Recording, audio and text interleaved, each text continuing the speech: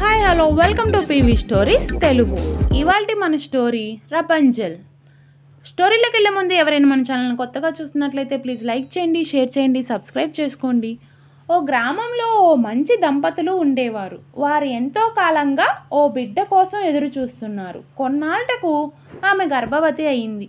అప్పుడు ఆమెకు వారి ఇంటి పక్కన ఉన్న మంత్రగత్తె తోటలో ఉన్న రపంజిల్ అనే ఆకుపచ్చ ఆకులు తినాలని తీరని కోరిక కలిగింది.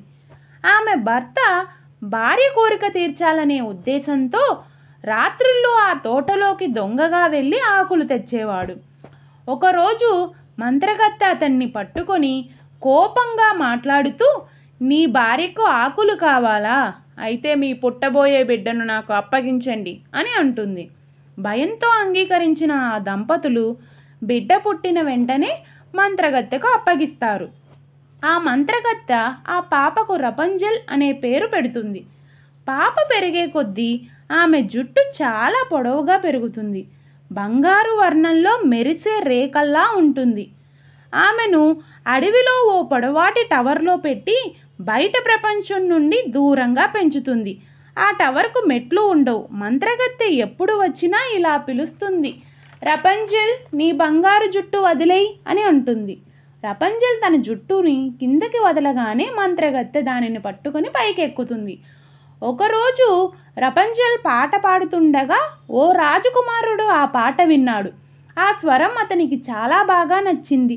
మరుసటి రోజు మంత్రగత్తె చెప్పిన మాటల్ని రహస్యంగా విని అతను కూడా అలానే చెప్పాడు.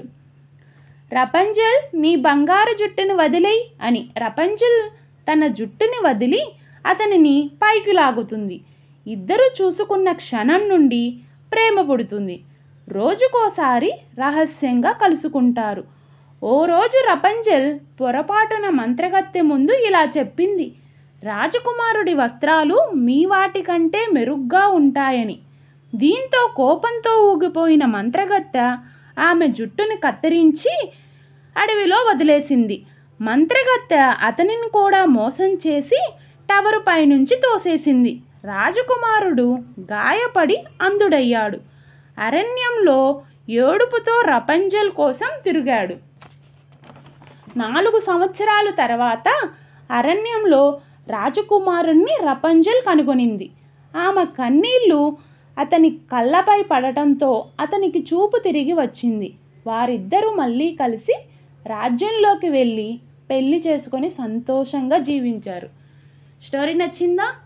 కామెంట్ సెక్షన్లో కామెంట్ చేయండి. ఇలాంటి మరిన్ని స్టోరీస్ కోసం నా ఛానల్ని లైక్ చేయండి, షేర్ చేయండి, సబ్స్క్రైబ్ చేసుకోండి. Thank you for watching.